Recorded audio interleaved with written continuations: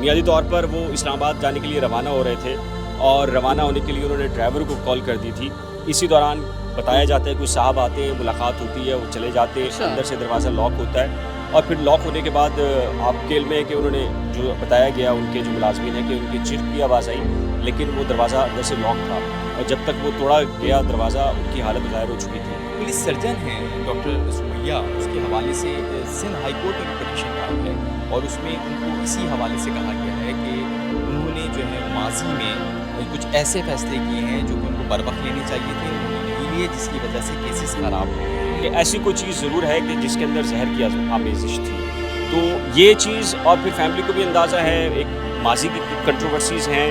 अब वो फैमिली चाहती है एक शख्स दुनिया में नहीं रहा तो उसकी कंट्रोवर्सीज़ को वहीं पर ख़त्म कर देना चाहिए।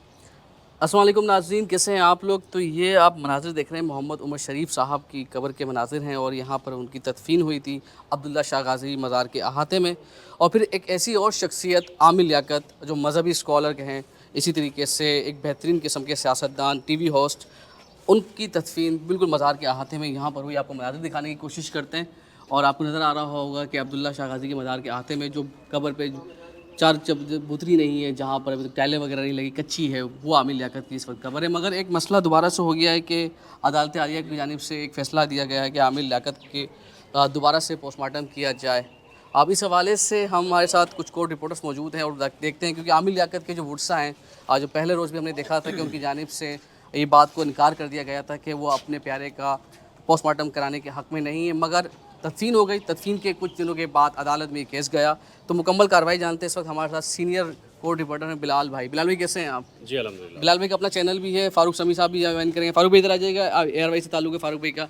अच्छा सर, ये बताएं बिलाल भाई, क्या कहानी हुई? क्योंकि हमने पहले देखा कि पहले रोज़ भी बड़ी कंट्रोवर्सी हुई थी जब आमिर लियाकत की हलाकत हुई, इंतकाल हुआ। उसके बाद हमने देखा कि ये बार बार अदालतों के चक्कर लगाते रहे, उसके बाद फैसला हुआ कि पोस्टमार्टम नहीं करवाना। अभी दोबारा से पोस्टमार्टम की रिपोर्टें आ रही हैं। जी बेसिकली तो देखिए, लॉ इन्फोर्समेंट जो कानून नाफिज करने वाले इदारे हैं, उनकी ही ये ख्वाहिश थी कि आमिर लियाकत हुसैन, जो कि एक आम शख्सियत नहीं है, एक आम फ़र्द नहीं है, और जिस तरीके से उनकी मौत हुई वो कानून नाफिज करने वाले इदारों के लिए भी बड़ी मशकूक थी। और जो कुछ उन्हें शवाहिद कमरे से मिले और जो सीसीटीवी फुटेजेस और दीगर चीज़ें थी, उन पर इन सब का जो पुलिस है, जो इन्वेस्टिगेशन ऑफिसर्स हैं, उन सब का ये कहना था कि इतनी अहम बड़ी शख्सियत जो ख़ासकर अवामी नुमाइंदे हैं, एमएनए मौजूदा एमएनए भी मौजूद हैं, वो भी चूँकि बुनियादी तौर पर उन्होंने पीटीआई के पार्ट में नहीं गए थे और वो इस्तीफ़ा आपको पता है कि नहीं दिया था आमिर लियाकत हुसैन ने, तो इसलिए उनकी कोशिश थी। फिर आपके इल्म में है कि फ़ौरी तौर के ऊपर फैमिली जो बुशरा इकबाल साहिबा हैं, उनकी साहबजादी और साहबजादे जो है वो अदालत पहुँच गए और फिर उन सब का जो स्टांस था वो यही था कि जी इस्लामिक पॉइंट ऑफ व्यू से, मज़हबी पॉइंट ऑफ व्यू से भी, और वो नहीं चाहते कि जी अब एक नई कंट्रोवर्सी हो, नई कंट्रोवर्सी के अंदर ये हो कि जी वजह मौत क्या है, क्या नहीं है। तो इस वजह से उन्होंने, आपको पता है कि सेशन अदालत से ये करवा दिया था कि जी बगैर पोस्टमार्टम के उनको तदफीन हो गई थी और यहीं पर हुई थी। और मैंने उस वक्त भी जो सबसे पहला व्लॉग मैंने किया था और मैंने कहा था ये कंट्रोवर्सी दबेगी नहीं, ये दोबारा से उठेगी क्योंकि उनकी शख्सियत बहुत बड़ी है। और फिर आपने देखा कि उनके एक मद्दा जो है वो अदालत पहुंच गए और उन्होंने एक एप्लीकेशन दाखिल कर दी और फिर उस एप्लीकेशन को इंडोर्स पुलिस सर्जन ने भी किया और पुलिस ने भी किया और कहा कि जी चूँकि सस्पिशियस चीज़ें हैं, बुनियादी तौर पर वो इस्लामाबाद जाने के लिए रवाना हो रहे थे और रवाना होने के लिए उन्होंने ड्राइवर को कॉल कर दी थी। इसी दौरान बताया जाता है कुछ साहब आते हैं, मुलाकात होती है, वो चले जाते हैं, अच्छा। अंदर से दरवाज़ा लॉक होता है और फिर लॉक होने के बाद आपके इल्म में है कि उन्होंने जो बताया गया उनके जो मुलाजमीन हैं कि उनकी चीख की आवाज़ आई, लेकिन वो दरवाज़ा अंदर से लॉक था और जब तक वो तोड़ा गया दरवाज़ा उनकी हालत ग़ायर हो चुकी थी और फिर उनका अचानक से इंतकाल हो गया। और फिर कुछ चीज़ें ऐसी जिनके फिंगरप्रिंट्स और दीगर चीज़ें ऐसी हैं जिनके बारे में पुलिस का ये कहना है कि ये तबई मौत नहीं है, बल्कि इसमें कोई ना कोई फाउल प्ले हुआ है।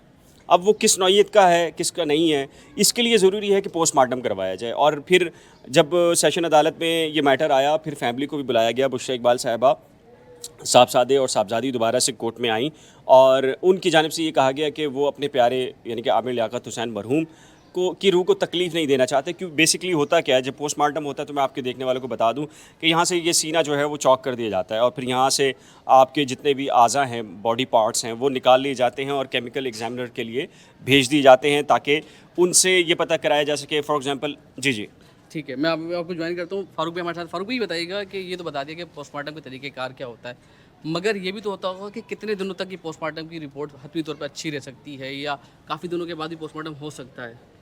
देखिए इसमें सबसे इम्पॉर्टेंट चीज़ है ना कि कोर्ट ने अभी जो किया पोस्टमार्टम का कहा ये वो, तो पोस्टमार्टम में आपको सबसे अच्छे नताइज तो उसी वक्त मिलते हैं जब आप फौरी तौर पे पोस्टमार्टम कराते।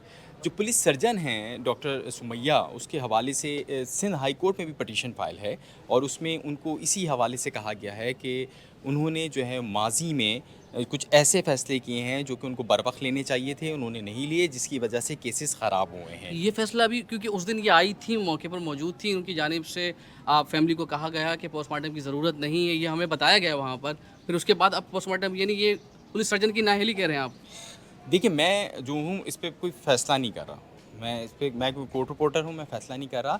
जिस दिन ये हुआ उनको कोर्ट बुलाया गया था डॉक्टर सुमैया को। तो मेरे ख़्याल में क्योंकि वो चैम्बर में समाअत हुई थी और उस हवाले से जो हमें चीज़ें मिली, एक फ़ोर्सफुली जो एक होता है पुलिस सर्जन का रवैया होना चाहिए था, वो नहीं था।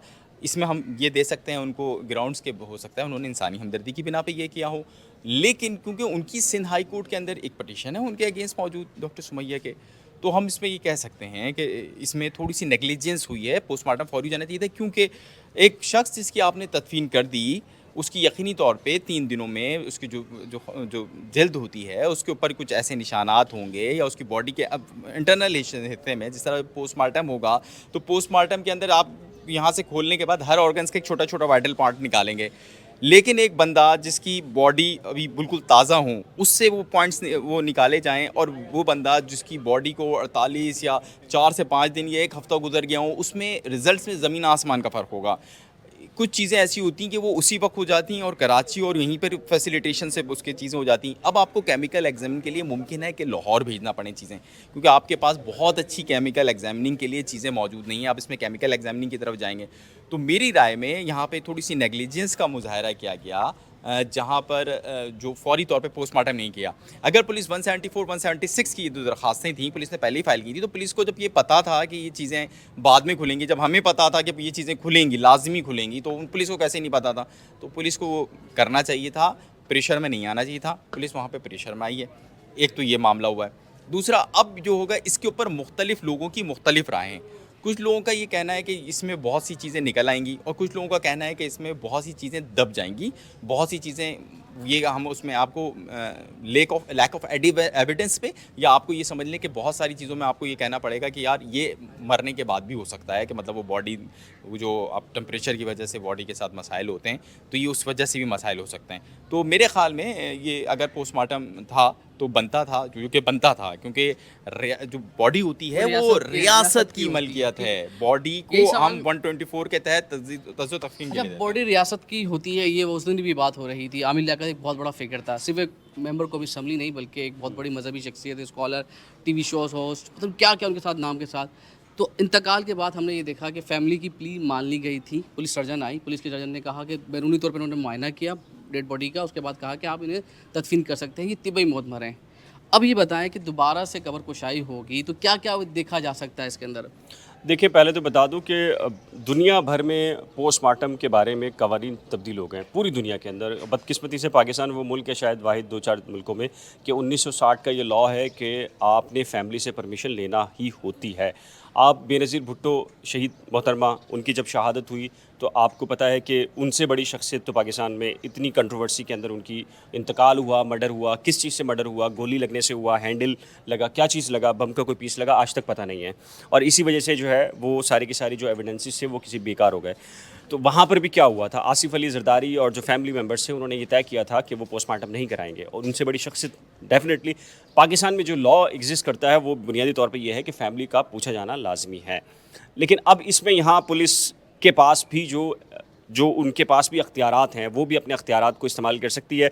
और लगता ये है कि पुलिस ने अपने अख्तियारात को यहाँ पर इस्तेमाल किया है और इस कंट्रोवर्सी को रिज़ॉल्व करने के लिए ये सब कुछ किया गया। मेरे ख़्याल से अब क्या होगा, अब ये है कि जी सेक्रेटरी सेहत एक नोटिफिकेशन जारी करेंगे, 3 से 5 रुकनी डॉक्टर्स की टीम हो सकती है और वो 1 से 2 रोज़ के अंदर वो टीम का अनाउंसमेंट होगा, नोटिफिकेशन होगा। फिर ये नोटिफिकेशन जाएगा सेशन अदालत में और सेशन अदालत वहाँ पर एक नोटिफिकेशन निकाली गई, एक मजिस्ट्रेट को तैनात किया जाएगा और फिर मजिस्ट्रेट की निगरानी में यहाँ पर कबर कब्रकुशाई कुशाई होगी। होगी उसके बाद होगा। हाँ। अच्छा, आखिरी में बिल्कुल ख़त्म करते हैं, इसको वाइंड अप करते हैं। ये बताएं कि फैमिली के पास अब क्या ऑप्शन है लीगली तौर पर?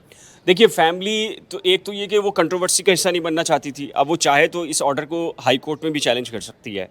लेकिन मैं जैसे कि फ़ारूक समीर भी ने कहा कि फैमिली एक डिस्टेंस क्रिएट करना चाहती है कि यार माजी में जो कुछ भी हो चुका और हो चुका। इसमें जो मैं आपको एक अंदर की इत्तला दूँ कि जिस चीज़ के ऊपर ज़्यादा शुबहात हैं कि उनकी वजह मौत क्या हो सकती है, तो उसमें आपके इल्म में है कि दानिया मलिक ने कुछ वीडियोस को लीक किया था और उसमें कुछ ऐसी काबिल एतराज़ फाहिश किस्म की वीडियो भी थी और कुछ ऐसे अशिया भी शामिल थी जिसको हम ममनुआ चीज़ें तस्वुर किए जाते हैं। तो शायद ये भी एक ख़्याल है कि फ़ैमिली इस बात से भी थोड़ा सा घबरा रही है कि अगर खुदा न खास्ता वो चीज़ आ जाती है।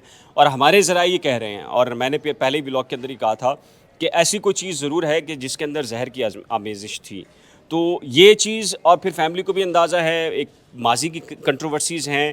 अब वो फैमिली चाहती है एक शख्स दुनिया में नहीं रहा तो उसकी कंट्रोवर्सीज़ को वहीं पर ख़त्म कर दफन देना कर दिया चाहिए, जाए। ये वाला मामला है। ठीक है, बहुत बहुत शुक्रिया। हमारे साथ दोनों कोर्ट रिपोर्टर थे जिन्होंने तफसीलन आपको बताया कि कबर कुशाई किस तरीके से होगी और आमिर लियाकत के हवाले से जो मुख्तलिफ बातें की जा रही, वजूहात पेश की जा रही, शकूक व शुबहात का इजहार किया जा रहा है पुलिस की जानिब से भी और दीगर जो कानूनी तौर पर काम करते हैं उनकी जानिब से भी। तो ये बेहतरीन तौर पर कहा जा सकता है कि जब कबर कुशाई होगी तो हतमी तौर पर फैसला होगा कि आमिर लियाकत की मौत तिबई थी या कोई साजिश की गई थी। तो चैनल को सब्सक्राइब कीजिएगा, वीडियो को लाइक कीजिएगा और मैक्सिमम शेयर कीजिएगा। अल्लाह हाफिज़ जी।